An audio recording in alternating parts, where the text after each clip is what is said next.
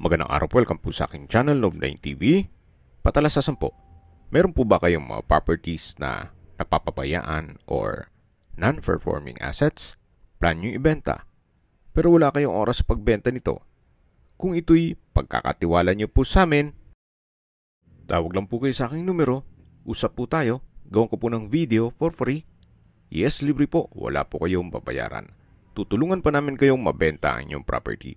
Kami na po bala sa marketing, sa boosting or paid ads. Even sa tripping, hindi na po kayo mapapagod sa pag-entertain ng mga buyers. Kami na po bala sa lahat. Tawag lang po kayo. Nandito po tayo ngayon sa Muntinlupa City kung saan meron po tayong bagong video presentation. Isang house and lot na may swimming pool. Ito po yung corner lot at may lot area na 809 square meters at ang floor area ay 810 square meters. More or less. Tungkol naman sa dokumento nito, ito po'y titulado, buhay po ang may-ari, kaya wala po kayong maging problema sa documentation o sa transfer ng title.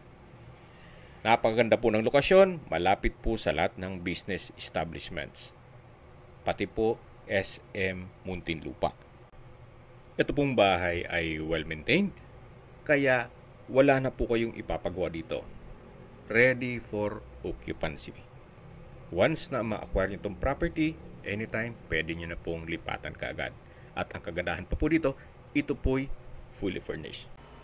Yan po yung corner side na may fish pond. Then yung ceiling po, maayos na maayos pa. At dito naman yung covered carport.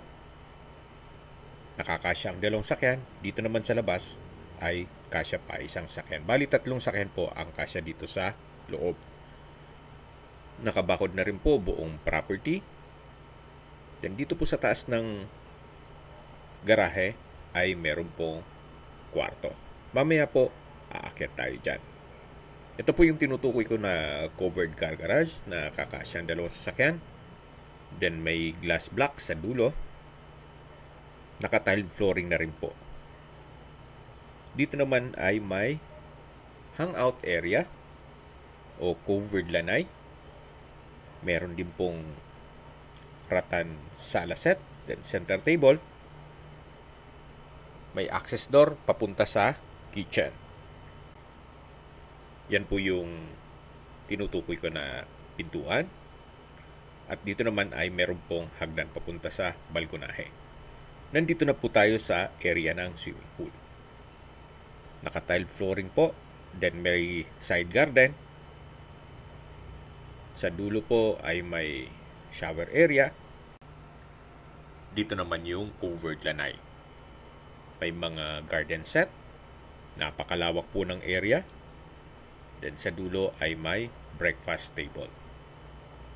Ito pong swimming pool, ang adult ay 6.9 feet.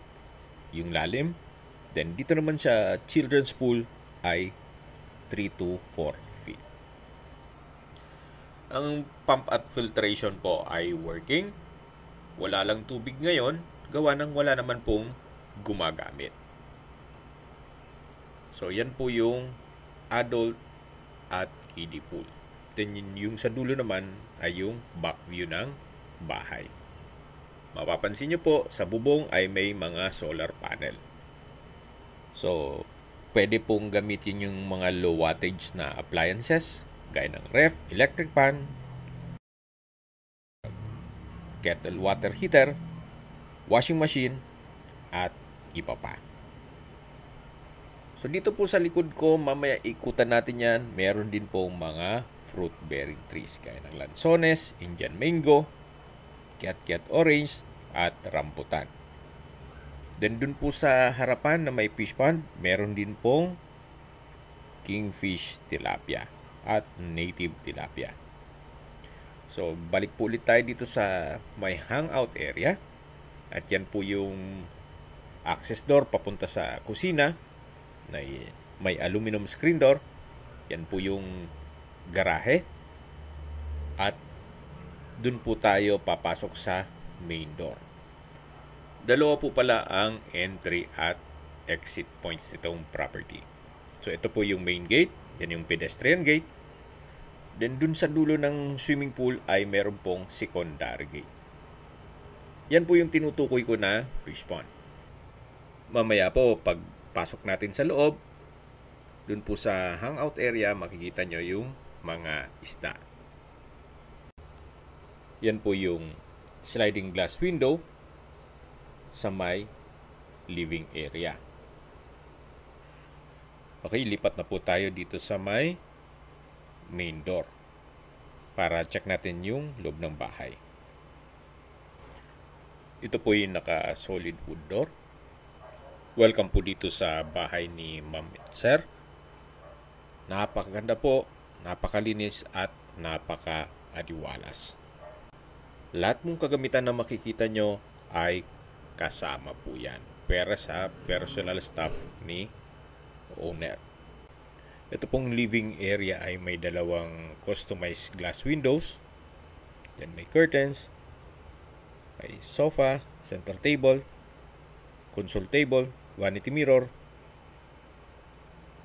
At dito naman po yung dining area. Dito po tayo pumasok kanina sa main door. Meron pong glass blocks na nag-serve as natural sunlight. At balik po ulit tayo dito sa dining area. Meron na rin pong 8-seater dining set. At yan po yung open below. Dito po sa dining area, meron pong customized glass window. Sa likod niyan ay yung harapan ng main gate. Ang flooring po ay premium tiles ang ginamit. Kahit sang anggulo po ng bahay, makikita nyo, napakalinis. Ganun po sila mag-maintain ng bahay. Then dito naman po ay may bar counter at 4 na high chair. May ceiling mounted na glass holder. At dito naman po yung formal kitchen. May wall-mounted kitchen cabinets, kitchen countertop, stainless sink with faucet. Then sa baba po ay may kitchen drawer at storage ng kitchen utensils. Dito naman po yung breakfast table. At sa dulo yung dirty kitchen. Dito po sa may breakfast table ay may pendant lamps. Yan po yung tinutukoy ko na access door mula sa hangout area. Ito naman po yung dirty kitchen. Stainless po ang kitchen countertop. May kitchen cabinets and drawers. So, pamatagalan na po yan. Talagang ginastusan po nila. Meron pong range hood, gas range, customized kitchen windows.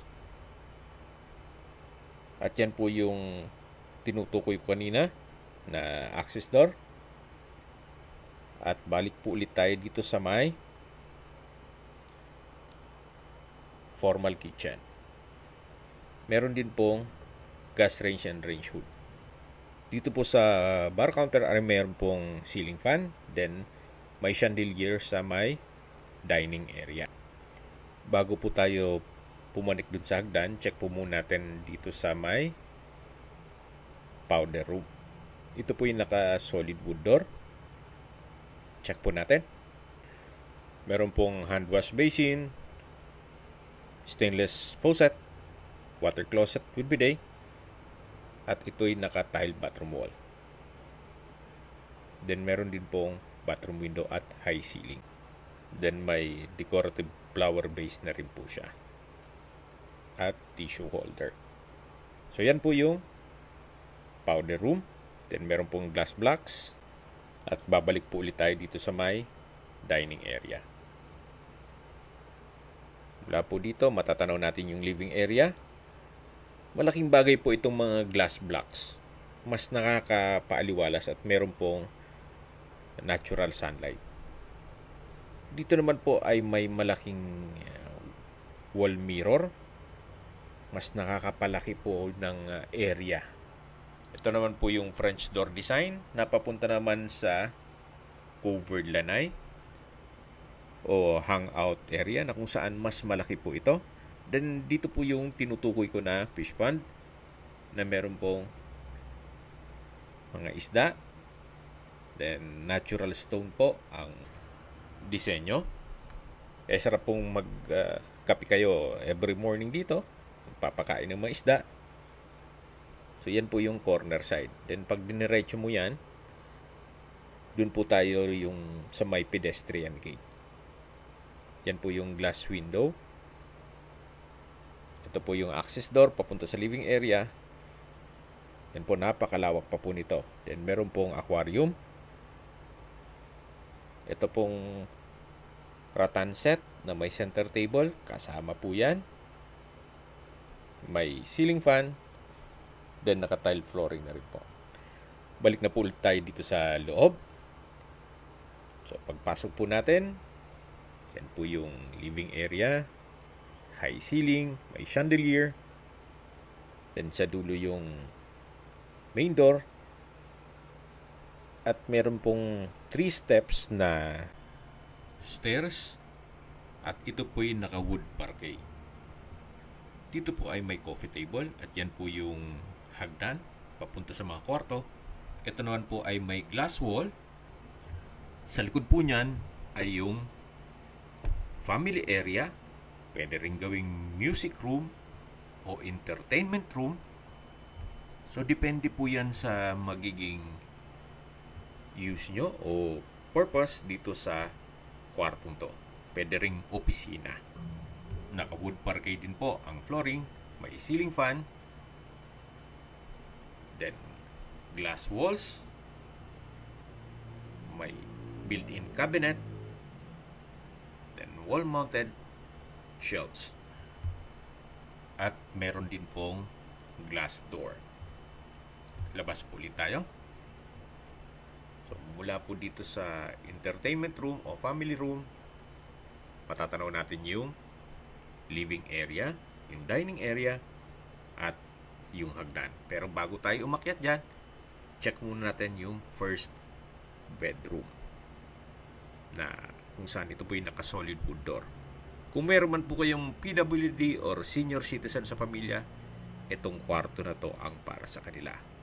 Sa taas po nitong wall ay meron pong glass window na nag-serves as natural sunlight. Then meron pong solid wood bed frame with mattress. May wall-mounted TV at decorative walls. Then wood parquet din po ang flooring. May sariling toilet and bath din po ito. Then may wardrobe. Ito po yung toilet and bath, naka-solid wood door. May bathroom countertop, vanity mirror, hand wash basin with stainless faucet, bathroom cabinet, water closet with bidet. Then meron pong shower curtain, hot shower set, tile bathroom wall, bathroom window, at ito po'y high ceiling. So ito po yung toilet and bath dito sa first bedroom. Yan po yung wardrobe. Then may drawer and dresser. At malaki naman po ang espasyo nito. Labas na po tayo dito sa first bedroom. Akyat na po tayo dito sa hagdan. At ito po yung naka wood parquet na staircase, naka wooden handrail at railing. Kung sakali man po na mas gusto ng ating kapamilya na senior or PWD, dito sa second floor, meron na pong small home elevator na nagkakahalaga yan ng mga 300 to 500,000 pesos. So, depende po sa magiging design. Then, pag akyat po natin dito sa second floor, meron pong mga bookshelves, glass blocks, then ito po yung open below. Meron din po palang split type aircon dito sa living area. So, dyan po tayo makyat. Doon po yung family area at ito po yung stairs. Yan po yung bookshelves o wall-mounted bookshelves. Then, ito po yung pangalawang kwarto na naka-solid wood door. Malaki din po ang espasyo. May ceiling fan. May glass window. Then itong glass blocks, napaka-importante po nitong glass blocks. Nag-serves as natural sunlight. Then mapapansin nyo po, napakadinis kahit sang angulo nitong bahay. Napakaganda. Then meron din pong wardrobe. At sa taas po meron din glass blocks. Ito naman po yung pangalawang pintuan dito sa first bedroom. Access door ito papunta dito sa may balkonahe. Then dito naman po yung another hagdan papunta sa hallway at ibang kwarto. So ito po yung pangalawang kwarto. Tunghayin nyo po. May bed frame and mattress, ceiling fan, electric fan, then meron pong split type aircon. So napakalinis po. Lalabas na po tayo dito. Then another stairs din po na naka wood parquet na staircase. So ito po yung hallway na kung saan pinakita ko sa inyo kanina mula dun sa pangalawang pintuan. At dito naman po yung papunta sa kabilang kwarto. At dyan po yung open below. So check natin itong pangatlong kwarto. Naka-solid wood door. Napakalaki ng espasyo. May mga glass windows. 4 po yan. Then, premium tiles din po ang ginamit dito sa flooring. May bed frame and mattress. May side table, drawer and dresser. At may sariling toilet and bath. Check po natin. So, napakalaki po ng espasyo. May enclosed glass walls and doors. Yan po yung walk-in closet. At pasok po tayo dito. Meron pong jacuzzi, kitchen window, from floor to ceiling po ang tile bathroom wall. May water closet with bidet, wall-mounted shelves, tissue holder, at dito naman po yung shower enclosure. Ito po yung hand wash basin with vanity mirror.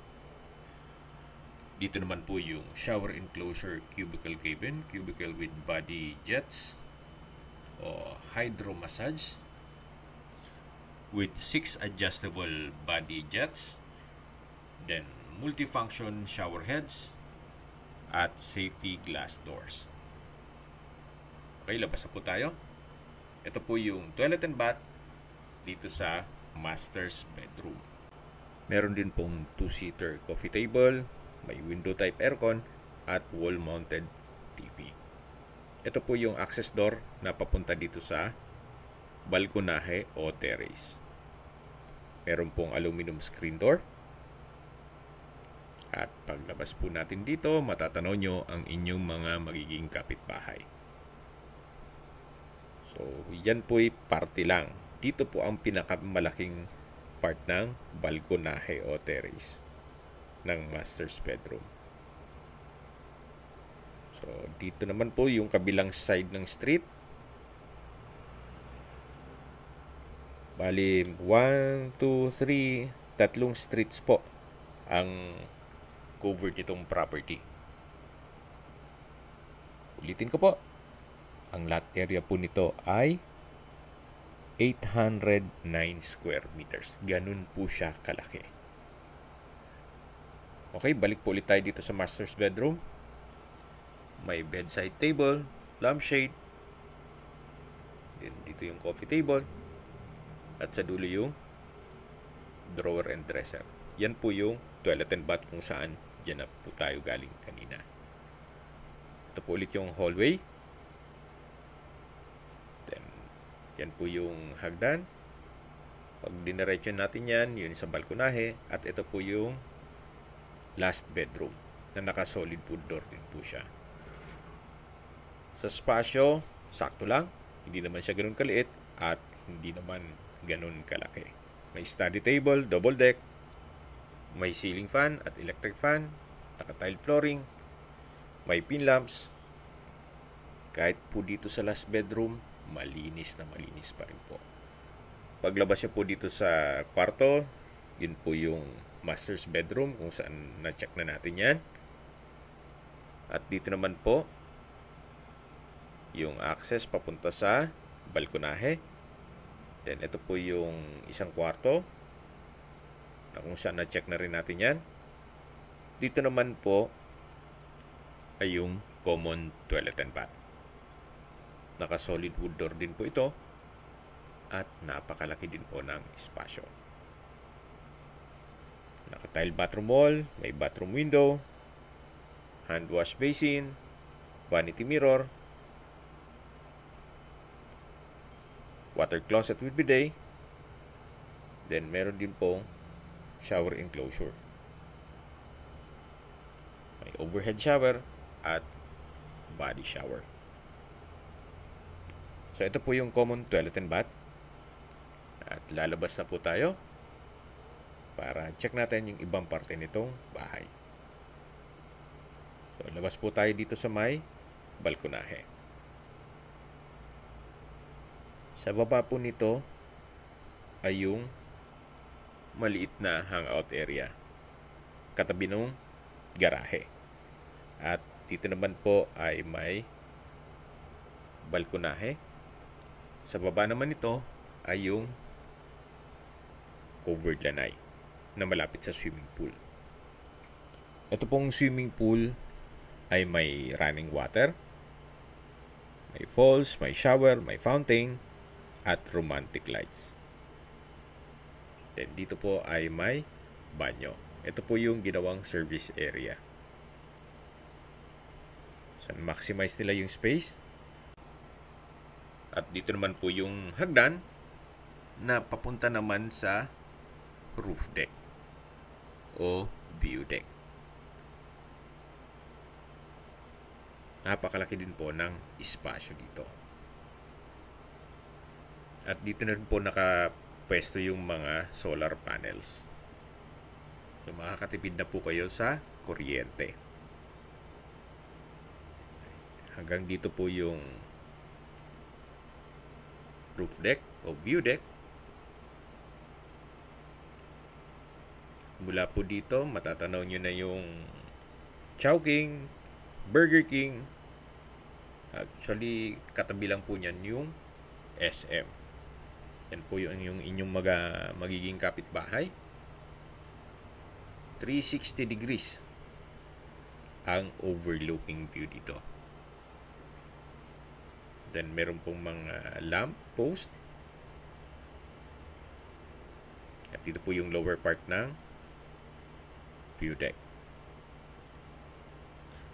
So habang naglilibot po tayo at pinagmamasdan nyo po itong buong kapaligiran, itong property, pag-usapan na natin ang distance, location at travel time. Mula po sa SM Center, Muntinlupa, ang distance is 1 kilometer. Actually, pwedeng lakarin.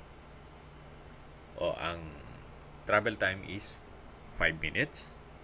Then, halos katabi lang po nito ang LTO Muntinlupa, pabrika ng Pepsi Cola, Mercury Drug, Chowking, Burger King, McDonald's, at iba pang business establishments. At mula naman po sa Muntinlupa Hospital, ang distance is 5.1 kilometers at ang travel time is 15 minutes. Yan po yung lagi kong binabanggit sa inyo na dapat nyo i-consider sa paghanap ng property, yung meron pong malapit na hospital. Hindi ko naman po sinasabing sakitin kayo. Yan naman po for emergency purpose lang naman. At mula naman po sa Makati, BGC, ang distance is 26.8 kilometers at ang travel time is 42 minutes. At kung manggagaling naman po sa airport, ang distance is 22.8 kilometers at ang travel time is 36 minutes via Skyway. Yan po yung driveway. at matatanaw din natin yung main door. Ito po yung pasad. Habang binabanggit ko yung distance, location at travel time, umikot na po tayo dito sa guest room. Mula po dito sa guest room, meron pong banyo. Then ito po yung balkonahe. Yan yung mga kwarto. At dito naman po yung another balkonahe. Bababa po tayo dito sa hagdan.